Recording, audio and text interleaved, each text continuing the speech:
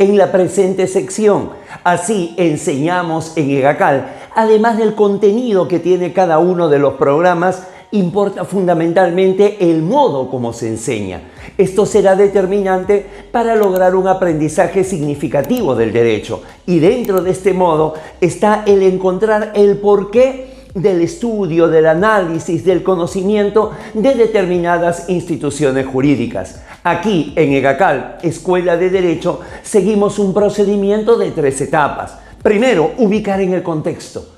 Muy pocas veces se puede entender una figura jurídica descontextualizada, asistémica, descolgada, aislada de todo el ordenamiento jurídico. Una vez que hemos ubicado ese contexto, nos vamos al género y finalmente terminamos en la especie. Es decir, si vamos a ver, por ejemplo, el tema referente a las familias ensambladas, primero tenemos que ubicarnos en el contexto de familia, en aquella transformación que ha habido de la familia del siglo XX a la familia del siglo XXI. Y si es en sede nacional, los cambios que ha habido en el modelo de familia de la Constitución de 1979 a la Constitución de 1993.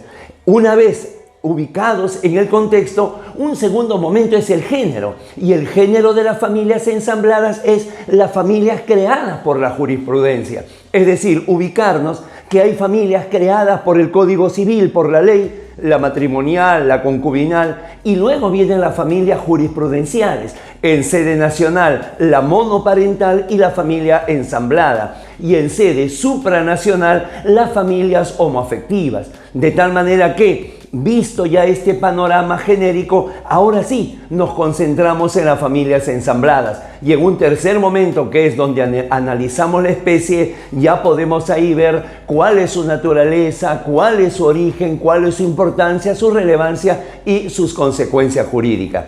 Esta metodología, contexto, género, especie, la vamos a desarrollar hoy con una institución clásica, infaltable en todo tipo de evaluación: el control de constitucionalidad de las leyes. Bienvenidos. Entonces comencemos primero por el contexto. Cuando tenemos nosotros el tema del control de constitucionalidad de las leyes, el contexto en que esto se da es dentro de un Estado constitucional de derecho. Sin embargo, ese Estado constitucional de derecho no fue siempre. Fue prácticamente, si se quiere, una reacción contra el marcado absolutismo, contra el despotismo ilustrado, contra las monarquías absolutistas.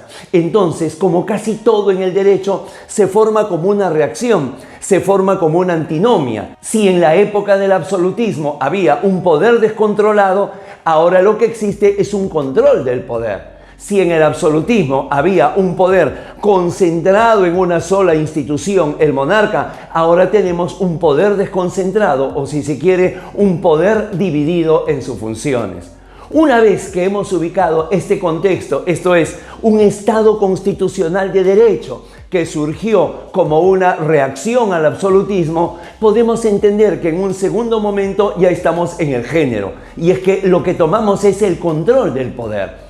Si nosotros decimos constitucionalismo, es sinónimo de control del poder. Y entonces aquí vamos a encontrar ya en este ámbito genérico del control del poder, vamos a encontrar que hay poderes que son controlados, que son el poder legislativo, que realiza normalmente toda la normatividad jurídica, y el poder ejecutivo, encargado de las políticas públicas.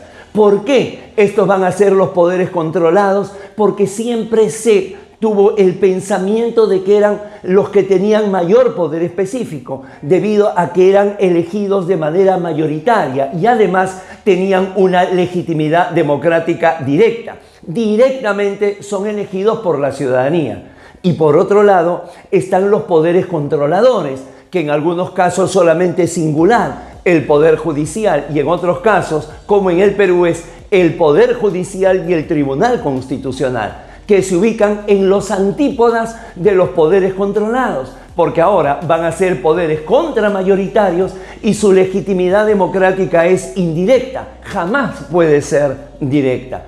Entonces, una vez entendido el fenómeno de que la relevancia de un Estado constitucional de derecho es el control del poder, y que luego, dentro del control del poder, son los órganos jurisdiccionales quienes controlan al poder político, ya podemos recalar ya en el tercer momento, que es la especie. Y ahora sí, comenzar a hablar del control de constitucionalidad de las leyes, una vez entendido el contexto, una vez ubicado en el planiferio jurídico.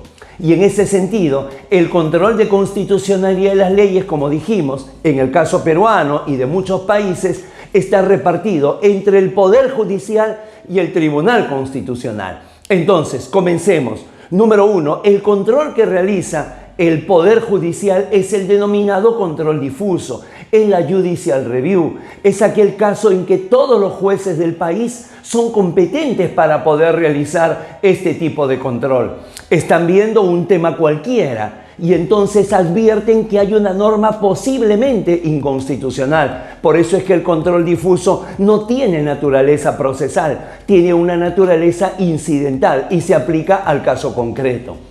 Cosa distinta, número 2, con lo que pasa con el Tribunal Constitucional. Ha sido creado para un control más bien abstracto, para un control más bien genérico, un control más bien concentrado, todo lo contrario del difuso. Y lo realiza este control el Tribunal Constitucional a través del proceso de inconstitucionalidad. Sin embargo, por el argumento a fortiori, el que puede lo más, puede lo menos, si puede realizar el control abstracto de una norma, también puede realizarlo el control concreto, es decir, también es competente para ejercer el control difuso. Y por último, un tercer tipo de control que se lo reparten el Poder Judicial en las dos primeras instancias y el Tribunal Constitucional en tercera y última instancia, que es el proceso de amparo contra normas legales. Cuando se presenta un amparo contra una norma legal autoaplicativa que me vulnera directamente derechos fundamentales, estamos haciendo un control de constitucionalidad de las leyes con una marcada diferencia. Si bien es cierto, esto se aplica solo al caso concreto, si finalmente el amparo contra leyes es una sentencia del Tribunal Constitucional, automáticamente el tribunal lo convierte en precedente y lo que nació para un caso concreto se convierte en un caso erga omnes.